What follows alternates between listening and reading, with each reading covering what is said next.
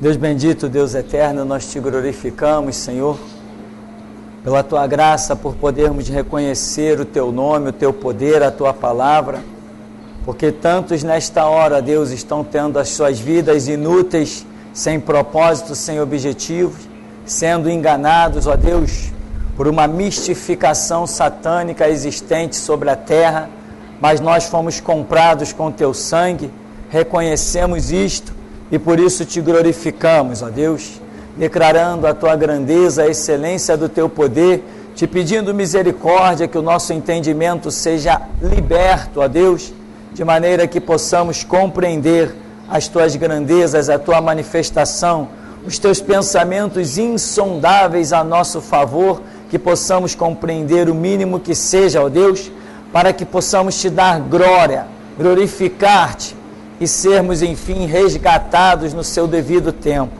Assim, ó Deus, capacita-nos ainda mais, porque até aqui reconhecemos que o Senhor nos tem ajudado, e nós sabemos que sem Ti nada podemos fazer. Sem a Tua graça estamos irremediavelmente perdidos.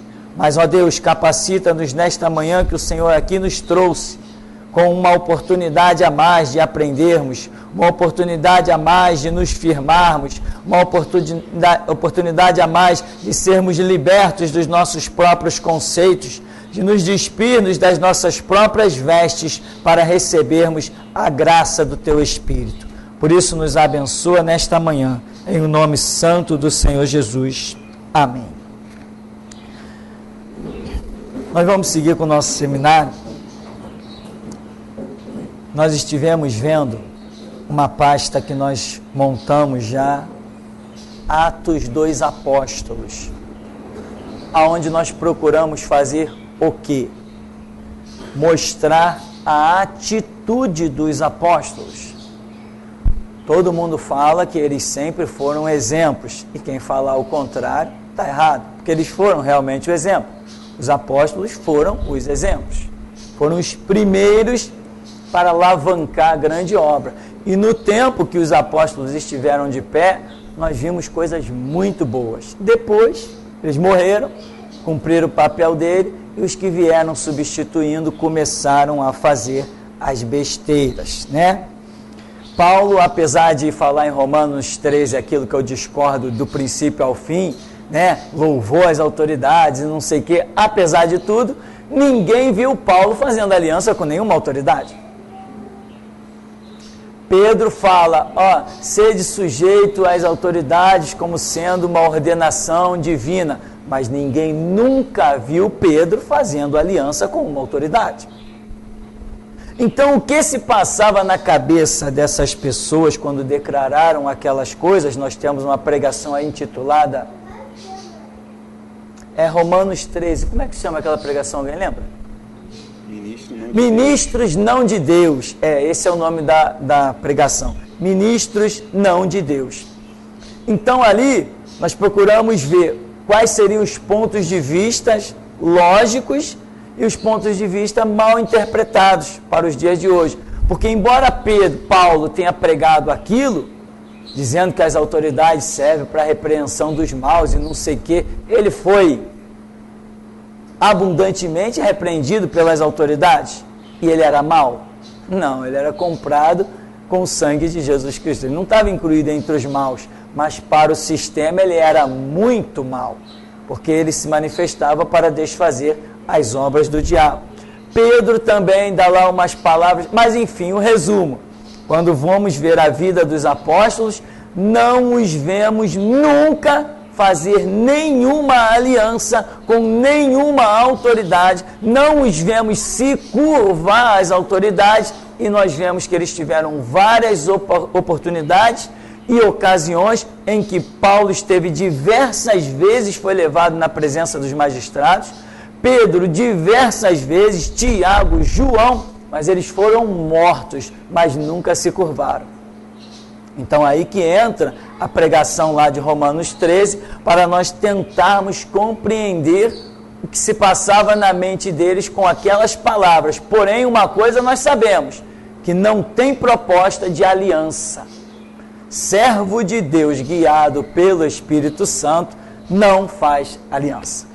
Então, examinando os Atos dos Apóstolos, nós vemos que eles têm atitudes que hoje a igreja, vamos chamar a igreja universal, a igreja sobre a terra, a igreja não tem essas atitudes. A igreja vive um social, a igreja vive uma preocupação pessoal. A igreja, eu falo, cada um de nós, né, vamos assim dizer, e não tem aquela visão de mundo, como Jesus falou, ide por todo o mundo e pregai o evangelho. Quer dizer, os homens se despiam de si mesmos, saíam pelo mundo como forasteiros e peregrinos, por onde passavam. Jesus cumpria a palavra que diz, digno é o obreiro do seu salário, nada lhes faltava, e eles iam fundando igreja e alcançando almas. E hoje nós vemos igrejas que se dizem, tem até igrejas por aí que se dizem igrejas apostólicas. Ora, subentende-se que eles têm as mesmas práticas dos apóstolos. Mas pelo que nós estudamos, nos seminários passados, nós não vemos as igrejas modernas com as mesmas atitudes dos apóstolos. Então, o objetivo desse pacote, dessa pasta que vai para a internet, intitulada Atos dos Apóstolos, o objetivo é mostrar que as igrejas hoje não andam conforme aquilo que eles andaram. E se não andam como eles andaram, não poderão ver resultados como eles viram, porque o evangelho é uma regra. Se você trilha aquele caminho, Jesus falou, eu sou o caminho, a verdade e a vida, e ninguém vem ao Pai senão por mim, ele é o caminho para o Pai. Quem trilha o caminho do evangelho, não existe outro ponto de chegada, vai chegar ao Pai. Mas se não estiver trilhando o caminho do evangelho, não vai chegar ao Pai. E tem muita gente que está em caminhos paralelos, parecidos, mas o resultado vai ser outro. Não vai chegar ao reino de Deus. Então, nós estamos aqui para estudar isso. Outra coisa que nós queremos ver são os atos dos profetas. Além dos atos dos apóstolos, nós temos os atos dos profetas. Qual a diferença? Os apóstolos foram homens chamados em especial para levar o evangelho, então a pregação era, o maior objetivo desta pregação eram os ímpios e os incrédulos. Este era o objetivo principal da pregação. Mas e os profetas? O objetivo era o mesmo dos profetas? Você começa a ver, né? Você começa a ver que Deus tem chamados diferentes. Você começa a ver que Deus tem dispensações diferentes. Deus tem momentos diferentes. E esses momentos diferentes que Deus tem é a causa da queda de muita gente. Porque as pessoas às vezes se sepultam em uma visão. Não, irmão, eu já resumi a minha vida. Eu ouvi isso demais, por isso que eu vou dizer para você. Eu já resumi a minha vida. Tá, irmão, qual é o resumo da sua vida? É ir por todo mundo, pregar o evangelho, ponto final. Meu negócio é ganhar almas. Já mudou a dispensação. Jesus hoje não está mais preocupado em ganhar almas. Isso é uma palavra que escandaliza, não escandaliza? Jesus não está preocupado em ganhar almas, pastor? Caramba! Eu vou te dizer qual é a preocupação de Jesus hoje. A preocupação de Jesus hoje não é ganhar almas. A preocupação dele é não perder as almas que ele já tinha ganhado. E quanta ele já perdeu. Perdeu muita. Não estamos mais no tempo de ganhar almas. Hoje, o final da era da igreja, neste século, a igreja será encerrada e Jesus não está mais jogando rede para ganhar almas. Ele está jogando rede para tentar segurar as almas que um dia ele já ganhou. Este é o mover, esta é a dispensação atual. Então, quando tu vê um camarada dizendo, Deus me mandou para, sei lá, para a África, para o Japão, Deus me mandou como missionário para evangelizar não sei aonde, não mandou nada, não mandou nada. Não estamos mais na dispensação de pregar para o ímpio. Hoje, no século 21, a dispensação é despertar a igreja, a semelhança dos profetas. Então, os apóstolos pregavam para ímpios. Claro, sempre cabia, a igreja está começando, sempre cabe uma bela de uma cartinha, de uma epístola, aonde vai se orientar os irmãos recentemente convertidos, etc. Paulo era um exímio conhecedor de Antigo Testamento, depois passou a ser conhecedor do Novo Testamento, porque ele conta que ele passou 3 anos lá em Gálatas, ele vai dizer, foi para o deserto, levou os seus pergaminhos e passou 3 anos estudando. Quando ele volta, ele é o que ele é. Hoje as pessoas se convertem, hoje já quer ser ganhador de almas amanhã, né? Paulo, o homem instruído aos pés de Gamaliel, o Paulo, ele passou 3 anos estudando, quietinho. Hoje as pessoas não suportam 6 meses de banco, 6 meses, uma semana. Teve gente que já entrou nesse ministério, isso me faz rir, irmão. O camarada chegou aqui a primeira vez, pastor, Deus me mandou para cá, meu lugar é aqui mesmo, que eu tenho chamado, que eu tenho ministério, e eu prego, a minha visão de pregação é que nem a sua, Deus me chamou para cá. Tá, irmão, seja bem-vindo. Sentou no banco. Aí, vem outro dia de culto, ele sentou de novo. No terceiro dia de culto, sumiu. Aí daqui a pouco vem a notícia. Eu pergunto, ô irmão, aquele rapaz lá teu conhecido, tal, cadê ele? Não, ele falou que ele não gostou do ministério aqui não, porque aqui não tem oportunidade. Ué, mas Deus não tinha mandado ele para cá? Não suporta uma semana de banco. O camarada vem em 2 cultos, já queria pregar microfone aqui na frente. Só se for por cima do meu cadáver, né, irmão? Só se for por cima do meu cadáver. Só se for. Então, tanto não tinha chamado que foi embora. Amém? Quem tem chamado aguenta. Uma vez eu fui para uma igreja, onde eu fiquei lá 5 belos e maravilhosos anos. Mas eu encarei muita coisa. Jesus, meu lugar é aqui? É aí mesmo que eu te quero. Deus me deu a graça e lá eu fiquei contrariando muita gente. Genro de pastor que pensava que era dono da igreja. Filha de pastor que pensava que mandava na igreja. E uma série de gente, família do pastor, que achavam que eram donos da igreja. E quando eu cheguei lá inocente, nem conhecia as regras absurdas de dentro da igreja, e Jesus me mandou para lá. Eu perguntei, Jesus, é lá mesmo? E ele falou comigo, eu estava orando lá em cima na área de lazer, procurando uma resposta. Ele falou, é lá mesmo, aguenta. Ele me deu a graça e eu lá fiquei 5 bons e maravilhosos anos. Hoje, aqueles que se opuseram tanto a mim, estão lá no mesmo lugar, com a vidinha inútil do mesmo jeito, e eu estou aqui pregando para o mundo inteiro. Então, meu irmão, nós temos que atentar para o seguinte: os apóstolos, eles pregaram para ímpios, para incrédulos, e sempre edificavam com cartas e epístolas a igreja. Já os profetas, com exceção de um chamado Jonas, todos eles eram levantados no meio do povo de Deus.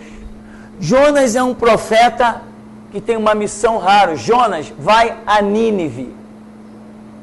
Jonas foi pregar em Nínive, no meio dos ímpios. Mas todos os outros profetas pregaram no meio do povo de Deus. Então, você vê a diferença.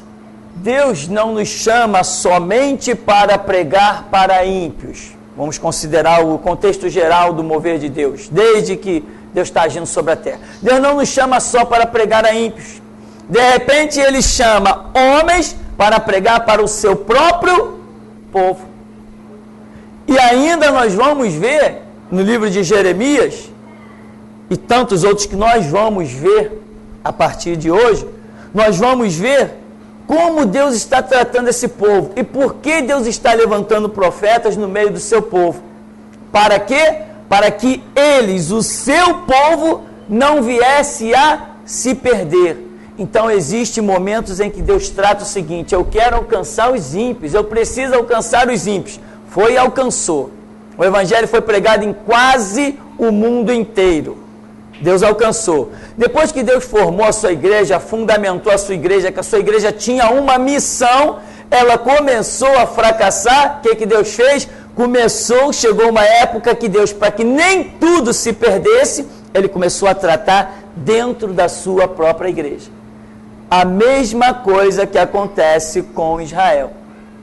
Primeiro, cada um que se juntava a Abraão ouvia a palavra de Deus. Cada um que se juntava a Isaac ouvia a palavra de Deus. Cada um que se juntava a Jacó e foram crescendo, se multiplicando, outros foram se juntando, né? Raabe com a sua família se juntou e ouviu a pregação, e tantos outros que vão fazer parte da genealogia de Jesus, que não eram do povo de Deus, estão ali e estão sendo edificados, recebendo a mensagem. Enfim, Deus edificou.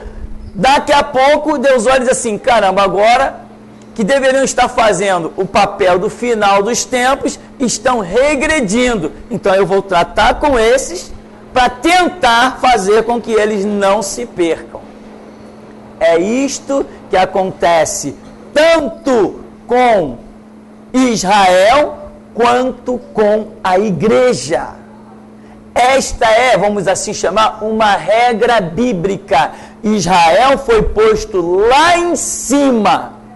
Israel foi posto lá em cima, fracassou. Deus vem, levanta restauração em várias etapas dentro de Israel, para que nem tudo se perdesse. A igreja também foi posta lá em cima, fracassou. Deus vem em várias etapas, lembra de Martinho Lutero, lembra de John Hus e tantos outros, Jerônimo Savonarola e tantos outros chamados heróis da fé. Tem um livro aí, eu acho que o nome é esse, Heróis da Fé, contra vários homens que foram levantados ao longo da história da igreja, para a igreja acordar, tomar uma restaurada e nem tudo fosse perdido. Então, a mesma coisa que acontece com Israel, acontece com a igreja. A igreja foi lá em cima, fracassa, começa a cair, Deus vem, começa a tratar com a igreja para que o seu projeto final se cumpra. Que nem tudo seja perdido. Isto é regra. Quer saber qual vai ser o final da igreja? É só olhar para Israel, porque a história de Israel, na tipificação com a igreja, está todinha completada. Então, Israel não atenta para a realidade da sua restauração. Pois bem, vem a grande tribulação. Qual foi a grande tribulação? Quanto tempo durou a Segunda Guerra Mundial? Foi a grande tribulação de Israel, em que Hitler, que tipifica o reinado do anticristo, a besta, que procura dominar o mundo todo, Hitler massacrou o povo de Deus chamado judeu. A ira dele era específica: exterminar os judeus. Foi a tipificação. Agora, a igreja também não vai ser por completa restaurada, porque a igreja não vai atentar. A voz da restauração não satisfaz a todo mundo. Nem todo mundo tem fome e sede de justiça, e restauração é só para os que têm fome e sede de justiça. Como nem todos têm essa fome e sede de justiça, a igreja não será restaurada e virá a grande tribulação, assim como aconteceu tipificado em Israel, virá grande tribulação para a igreja. Uma parte da igreja vai para o deserto, ser preservada por Deus, é o arrebatamento, e uma outra parte muito maior ficará aí para ser trucidada pelo mesmo espírito que agiu sobre Hitler, por Satanás. E será a grande tribulação em que a igreja vai passar depois que se cumprir a profecia que diz: fechou-se a porta. Então, este é o cenário imutável. Imutável. Então, Quem atentou para Jeremias? Caramba, uma meia dúzia. Quem atentou para Ezequiel? Mais meia dúzia. Quem atentou para João Batista? Mais meia dúzia. E assim, restauração vai cumprir o seu papel, mas o povo tem ouvido muito endurecido para a voz da restauração. Por quê? Porque restauração aponta pecado. A restauração é pior do que quando você prega para ímpio. Quando você prega para o ímpio, para o incrédulo, o Espírito Santo dá um toquezinho nele assim, prim, ele, caramba, eu preciso mesmo tomar vergonha na cara, né? Mas o crente tem aquela capa toda suja de lama, toda manchada, e tu diz assim, meu amigo, tu está em pecado. O Espírito Santo vai lá e sacode ele aqui, estou em pecado nada, meu amigo. Que eu estou em pecado nada? Eu sou crente, eu tenho 30 anos de evangelho, eu conheço Bíblia de capa a capa, talvez conheça só a capa, né? Eu conheço Bíblia, eu sei, eu prego na igreja. Pô, e daí? E daí que o cara prega na igreja? Tem gente que não entende que mesmo pregando na igreja, pode estar posicionado que nem Anás e Caifás, precisando de arrependimento. É o líder, prega na igreja e vai acabar crucificando o Filho de Deus. Então, essa obra requer muita humildade mesmo, tá? Então, irmão, os apóstolos pregaram para ímpios e incrédulos. Os profetas, com exceção de Jonas, pregam para o próprio povo de Deus, tá?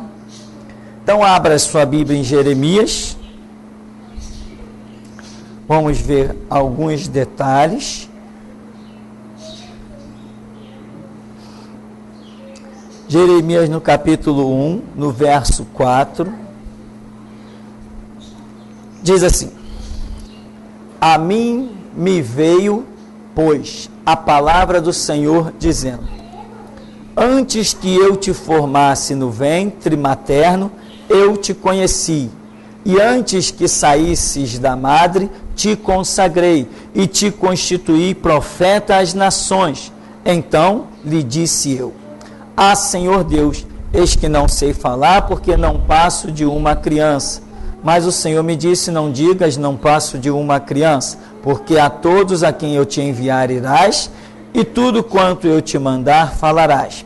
Não temas diante deles, porque eu sou contigo para te livrar, diz o Senhor. Depois estendeu o Senhor a mão, tocou-me na boca, e o Senhor me disse: eis que ponho na tua boca as minhas palavras. Olha que hoje te constituo sobre as nações e sobre os reinos, para arrancares e derribares, para destruíres e arruinares, e também para edificares e para plantares. Então, você vê aí um chamado de Deus a Jeremias para a obra, dentro desse cenário que nós estamos já mencionando. Então, Jeremias, para que não seja confundido, Deus diz assim: eu já estou de olho em você. Cara, antes que tu saísse da madre aí, no ventre, eu já estou de olho em você. Aí vem aquelas palavras assim, tá vendo? Deus não me escolheu, porque Deus já escolhe de antemão, né? Desde o ventre, Deus já estava de olho em Jeremias. É praticamente uma predestinação. Eu já ouvi essas baboseiras todas. Não. Antes do ventre, Deus estava de olho em todos nós. Em todos nós ele estava de olho. Em cada um de nós ele olhou e falou assim: aquele ali, quando nascer, eu tenho uma missão para ele. Cada um de nós, Deus olhou e disse: aquele, eu tenho uma missão para cada um. A minha seara é muito grande, os obreiros são... Eu tenho uma missão para cada um. E Deus vem e trabalha. Você pode ter nascido dentro do mais profundo satanismo. Deus tem uma missão para você, e nem você nascendo nas piores raízes da Umbanda, da Quimbanda, da magia negra, dos antros de prostituição e homossexualismo, se Deus deixa você vir à existência com um projeto, esse projeto vai chegar até você. Só que você, com o seu livre-arbítrio, quando ouvir a voz de Deus, aí é contigo. Se ouvirdes hoje a voz do Espírito, não endureçais os vossos corações. Ora, eu não fui alcançado dentro da macumba, dentro do catolicismo? Quantas pessoas hoje são pastores aí que já foram bruxos de frutuar, bruxos de atravessar vales imensos, conduzidos pelo Espírito das Trevas, e o plano de Deus não chegou até eles?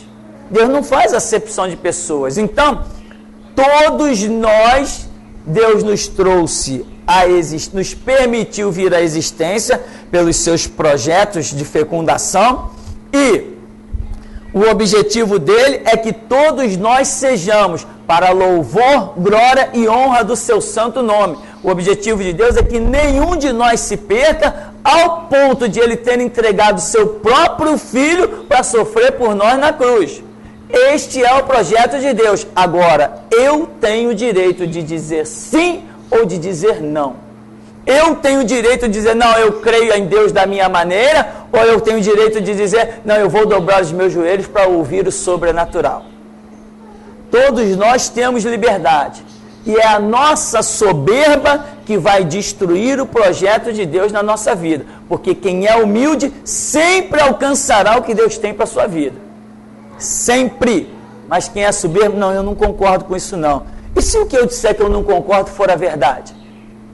Eu tenho que procurar saber se o que eu estou ouvindo é ou não a verdade. Eu tenho que pegar o que eu ouço e jogar no prumo da palavra de Deus. Se ele for aprovado no prumo da palavra de Deus, como que eu posso dizer que não concordo? E quantas pessoas dizem isso? Eu não concordo com isso não. E se tiver ouvido a verdade, como é que fica? Quanta gente disse para Jesus, eu não concordo com isso não, tu tem demônio. E aí, não tinha ouvido a verdade? Ou Jesus mentiu para alguém? Da mesma maneira hoje, o Espírito Santo está sobre o seu povo, e o povo de Deus está pregando a verdade, e muita gente está dizendo, eu não concordo.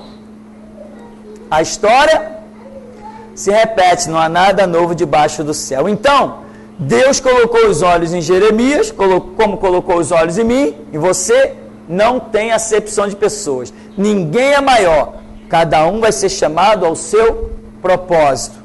Nós temos o livre-arbítrio para dizer sim ou não. Às vezes dizemos sim e começamos uma caminhada. No meio da estrada, a gente resolve dizer não.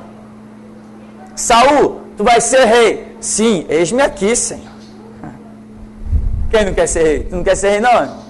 Eis-me aqui, Senhor. No meio da caminhada, Saul, vai lá e executa a minha palavra. Não, isso aí eu não vou fazer, não. Amém? Davi, tu vai ser rei. Tá bom, Davi foi aclamado rei. No meio da caminhada, diz não para Deus. Como? Vai contar o censo, vai adulterar com Betseba, vai mandar matar Urias. Foi um monte de não que Davi disse para Deus. Então, às vezes, o final da estrada não corresponde ao chamado do princípio. Mas todos nós temos o nosso chamado. Uns nem começam a estrada. Quando Deus chama, ele já vai dizendo logo, não, não, não, eu sirvo a Deus da minha maneira. Quando ouve a voz. Então, o chamado desde o ventre é um propósito de Deus na vida de todos nós, né? Antes que saísse da madre, eu te consagrei, te dei e te constituí por profeta. Ou seja, Deus está mostrando, o meu plano contigo sempre foi esse. Tipo assim, Jeremias, antes que tu se entendesse por gente, eu tinha esse plano contigo. Agora vai. Não, mas Jeremias tremeu. Sou uma criança, sei lá, apresentou 1000 argumentos. Deus falou assim: não, não, não. Não diga sou uma criança, não quero saber de argumento. Foi para isso que eu te separei. É tudo ou nada, é pegar ou largar. Tu vai ou não vai? Entendeu? Aí Deus vem e diz assim, e não temas diante deles. Por quê? Porque já está vendo os joelhos de Jeremias tremer. Caramba, eu vou pregar para os judeus e vão acabar comigo. Esse povo aí obstinado, eu sou criado no meio deles. Provavelmente Jeremias dizia assim, eu conheço até meu pai que é um sacerdote, eu sei quem ele é. Eles vão me matar. Quando Deus olha o medo de Jeremias, Deus já vai dizendo assim, não temas diante deles, porque eu sou contigo para te livrar. Você tem direito de tremer, irmão. Tem direito de tremer, mas não terá o direito de se acovardar. Não vai ter esse direito. Você pode dizer assim, Deus, eu estou com medo. E Deus vai dizer assim, vai assim mesmo, que eu sou contigo. Mesmo com medo, tremendo, gemendo, chorando, tu vai ter que ir. Por quê? Deus está dizendo assim, desde o ventre, quando eu te permiti vir à existência, o meu plano é esse. Não tenho outro, só tenho esse. E quantas pessoas dizem assim, não, eu não vou fazer isso não, eu vou fazer aquilo. Escolhem ministério. Ministério não se escolhe. Bom, então Jeremias vai caminhando bem. Aí Deus vem e diz, porque a todos, né, depois do verso 7, porque a todos a quem eu te enviar irás, e tudo quanto eu te mandar falarás. Aí depois diz no verso 9, depois estendeu o Senhor a mão, tocou-me na boca, e o Senhor me disse, eis que ponho na tua boca as minhas palavras. Ou seja, vem o chamado de Deus dentro dos seus propósitos, e vem o tratar de Deus. Deus vai capacitar. A capacitação que Deus trata com Jeremias está tipificado nesse toque aí dos seus lábios, né? Porque tudo que Deus iria dar a Jeremias para trabalhar não passaria de palavras. Amém, meu irmão? Tudo que Deus tem para nos dar a trabalhar neste mundo são palavras. Somente palavras. São por causa das palavras que nós seremos presos, por causa da palavra nós seremos torturados, por causa das palavras nós seremos mortos, porque ninguém resiste às nossas palavras, as palavras que Ele nos tem dado. Não precisamos pegar em arma nenhuma para que o plano de Deus se cumpra, né? Nós não somos martirizados, tipo, trocando tiro com ninguém. Ah, fui atingido, que bênção, agora eu vou herdar o reino de Deus. Fui martirizado. Não. Martirizado é quando você... não existe nenhuma resistência. Deus deixa lançar a mão de você, é que nem Estevão, é que nem Tiago, é que nem Pedro, é que nem Paulo. Esse é o martírio glorioso, a coroa que nos aguarda. Então, a capacitação vem a Jeremias. Seguindo aqui então, no verso 11 diz, veio ainda a palavra do Senhor dizendo, que vês tu, Jeremias? Respondi, vejo uma vara de amendoeira. Disse-me o Senhor, viste bem, porque eu velo sobre a minha palavra para cumprir. Jeremias, na hora do chamado, ele está com medo, ele está tremendo, Deus vai e diz que é com ele. Aí agora, o que tu está vendo, Jeremias? Eu estou vendo uma vara de amendoeira. Jeremias, essa é a visão do que eu estou te falando. Eu velo sobre a minha palavra para cumprir. Não tenha medo. Então Deus está confirmando a palavra, o chamado de Jeremias. Aí depois vem no verso 13, a visão da panela ao fogo. Observa. Outra vez me veio a palavra do Senhor dizendo, que vês? Eu respondi, vejo uma panela de fogo, ao fogo, cuja boca se inclina do norte. Disse-me o Senhor, do norte se derramará o mal sobre todos os habitantes da terra. Pois eis que convoco todas as tribos dos reinos do norte, diz o Senhor, e virão. E cada reino porá o seu trono à entrada das portas de Jerusalém e contra todos os seus muros em redor e contra todas as cidades de Judá. Pronunciarei contra os moradores destas as minhas sentenças por causa de toda a malícia deles, pois me deixaram a mim e queimaram incenso a deuses estranhos e adoraram as obras das suas mãos. Tu, pois, cinge os lombos, dispõe-te e dize-lhes tudo quanto eu te mandar. Não te espantes diante deles, para que eu não te infunda espanto na sua presença. Eis que hoje te ponho por cidade fortificada, por coluna de ferro e por muros de bronze, contra todo o país, contra os reis da terra, contra os seus príncipes, contra os seus sacerdotes e contra o seu povo. Pelejarão contra ti, mas não prevalecerão, porque eu sou contigo, diz o Senhor, para te livrar. Jeremias, eu velo sobre a minha palavra cumprir. Eu velo sobre a minha palavra para cumprir. Eu não disse que eu sou contigo? Agora eu vou dizer qual é a tua missão. Olha a missão de Jeremias. Qual é o foco? Qual é o objetivo?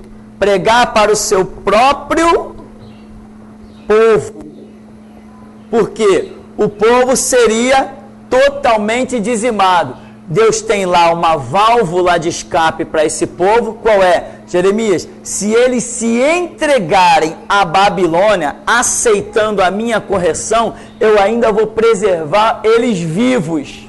Se aceitarem ser cativos, se aceitarem ser escravos, um dia eu faço eles voltar para essa terra. Mas se eles resistirem, se opondo à escravidão, tentando se livrarem, ou seja, agindo contra o meu propósito, vai todo mundo cair pela peste, pela espada, vai todo mundo cair de fome, vai morrer, porque o meu propósito é que eles sejam levados cativos. Eles estão debaixo de repreensão. De quem estamos falando? Do povo de Deus, do sacerdócio real, do povo de propriedade exclusiva de Deus, da menina dos olhos de Deus, da nação santa, da geração eleita. Nós estamos falando desses. Esses são dignos de repreensão. Esses têm que aceitar o cativeiro. Esses serão levados como escravos. E esse projeto horrível de Deus é para que eles não se percam. Então você entende, meu irmão? Procura entender que a pregação, ela não tem um único foco. Deus muda os focos da pregação. Um dia Deus quer alcançar um ímpio, Ele quer alcançar um ímpio, Ele te dá a mensagem, a pregação para o ímpio. Ele quer alcançar o seu próprio povo, quem Ele quiser alcançar, existe um projeto, existe um propósito dele, pré-moldado para que o seu objetivo se cumpra. Então, a quem Jeremias está sendo enviado? Qual é o ato de Jeremias aqui?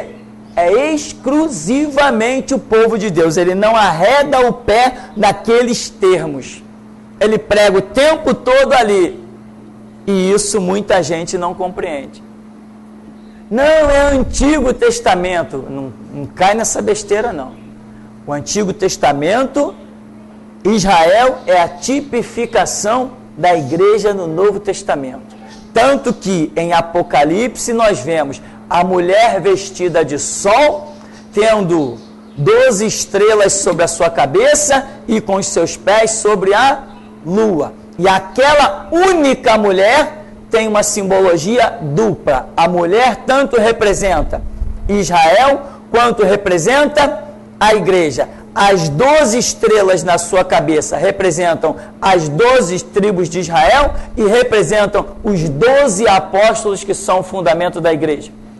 O domínio dela, os pés sobre a lua, tanto representa o projeto de Deus, óbvio, escrito na Escritura, sobre o domínio de Israel sobre a terra, quanto representa o domínio da igreja sobre a terra, que decide por todo o mundo pregar o evangelho. Eu edifico a minha igreja contra as portas do inferno, as portas do inferno não prevalecem contra ela. Então, aquela única igreja representa duas coisas. Aquela única mulher, melhor dizendo, representa duas coisas. A mulher representa Israel e a mulher representa a igreja. Quando eu olho para a mulher como Israel, eu vejo uma história quase que totalmente cumprida. Então, se eu olhar para Israel, eu posso estar olhando para toda a história da igreja. Tudo que se passou com Israel vai se passar com a igreja. Tudo. Então,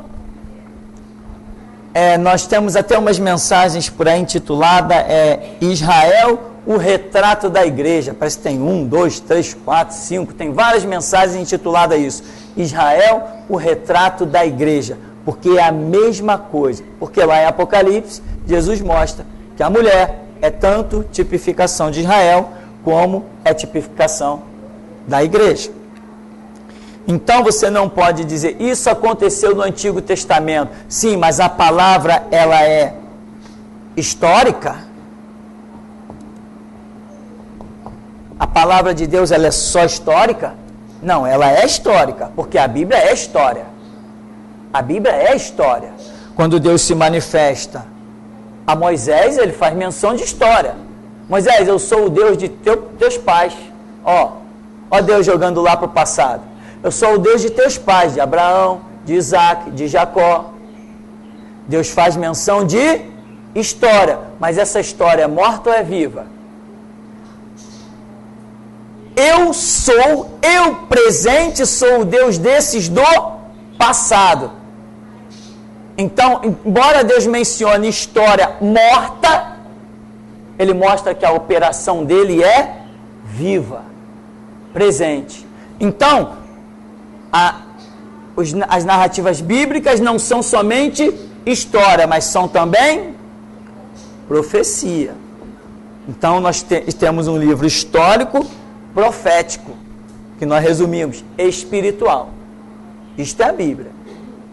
Então, quando você olha para o Antigo Testamento, tome cuidado. Davi contou o censo. Morreu a história.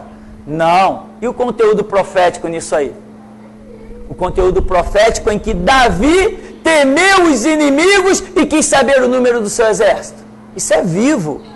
Se eu temer os inimigos, eu vou para a mesma cova que Davi, vou para o mesmo erro, para a mesma repreensão. Então, Davi contou o censo, é história. Agora vamos atrás da profecia. Davi temeu os adversários e contou o censo para ver o número do seu exército.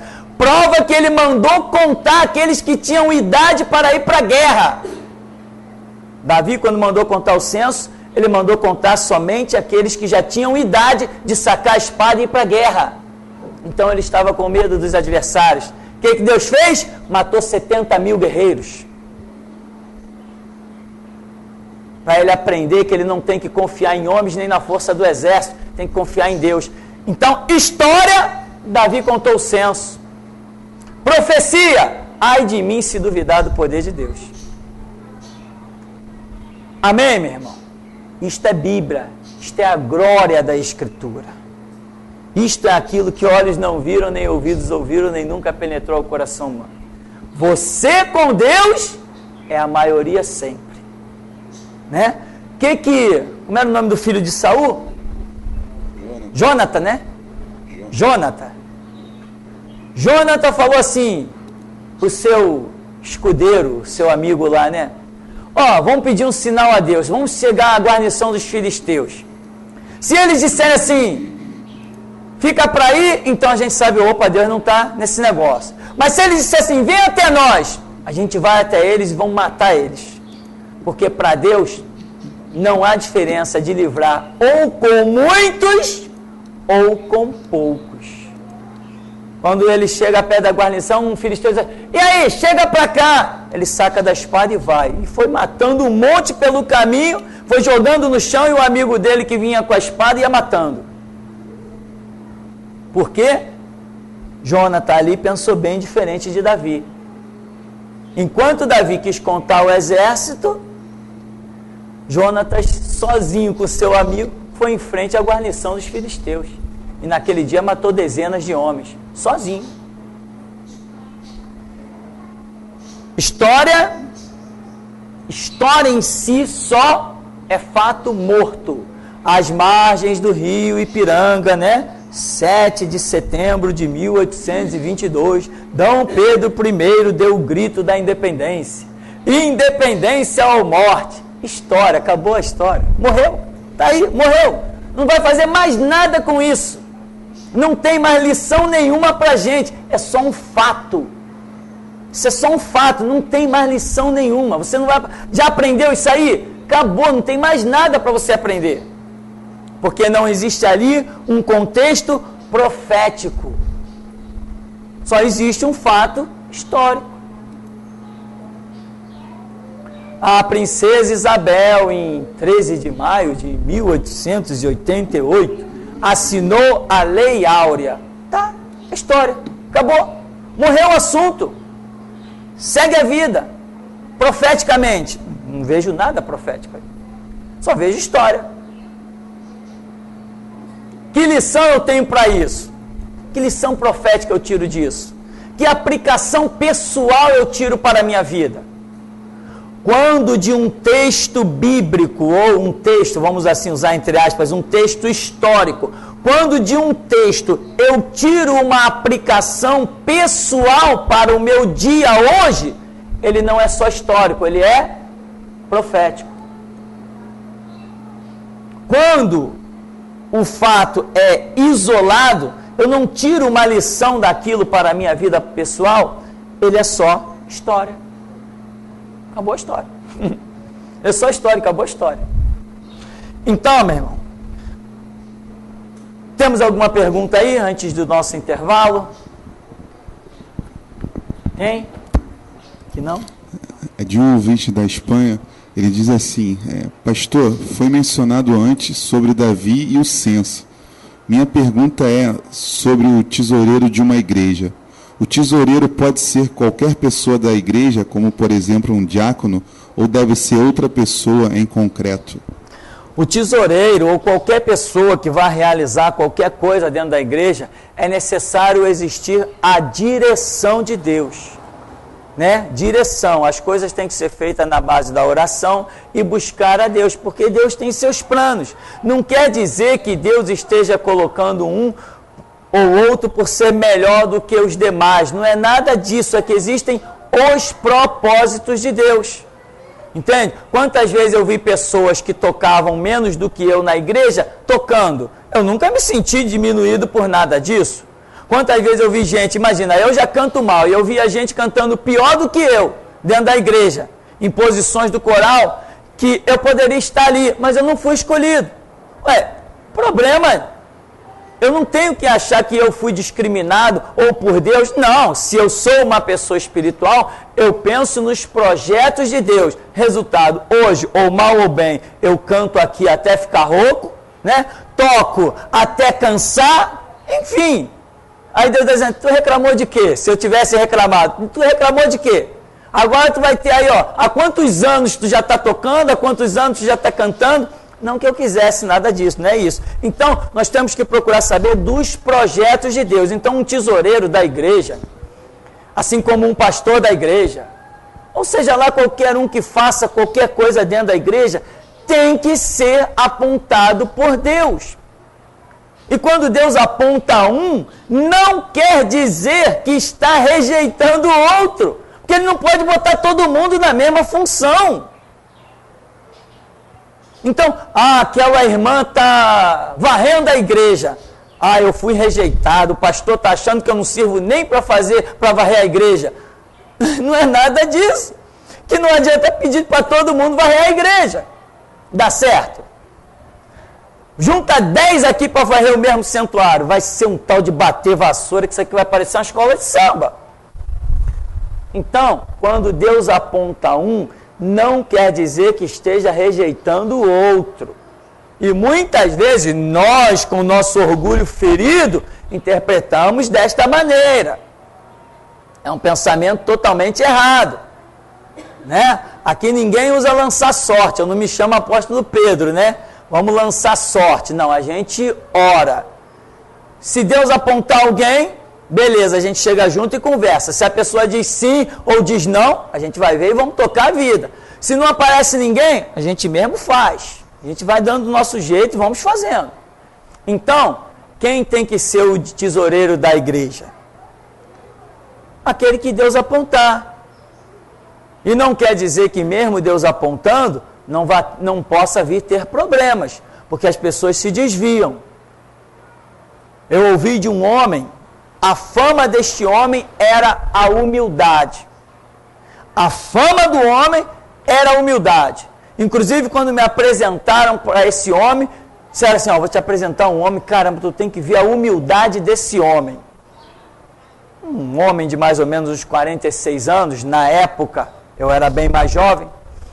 E quando me apresentaram, realmente, o homem era muito humilde. Tá, o tão humilde, diácono de uma Assembleia de Deus, tesoureiro, tacou-lhe a mão no dinheiro todo.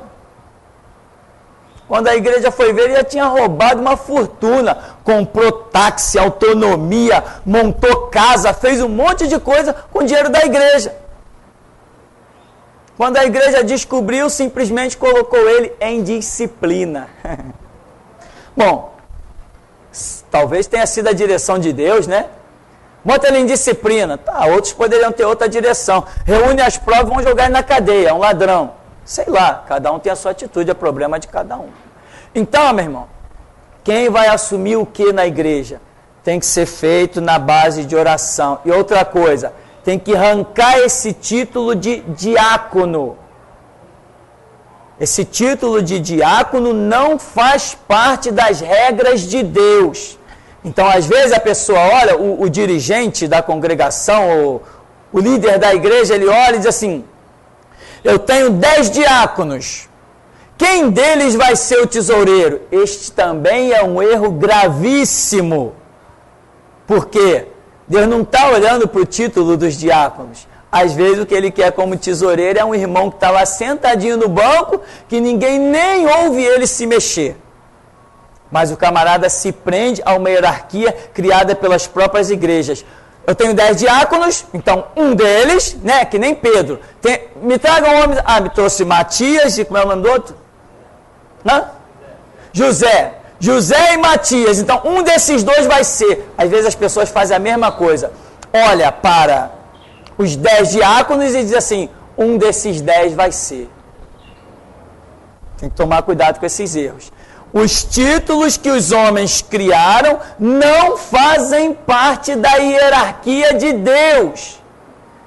Deus não trata nenhuma hierarquia com títulos. Não tem esse negócio. Nem escolhe ninguém pelo simples fato de ter título. Amém? Mais uma pergunta aqui? Pereni, a respeito da restauração, quando Jesus vem fazendo milagre, pregando as bonanças, e quando ele dá uma palavra mais dura, aí só fica os seus apóstolos, né? Seria mais ou menos isso a restauração hoje em dia, né?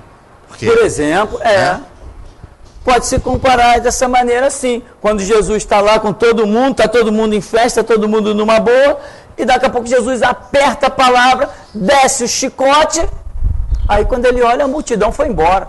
Só ficou os 12, ele falou, vocês querem ir também?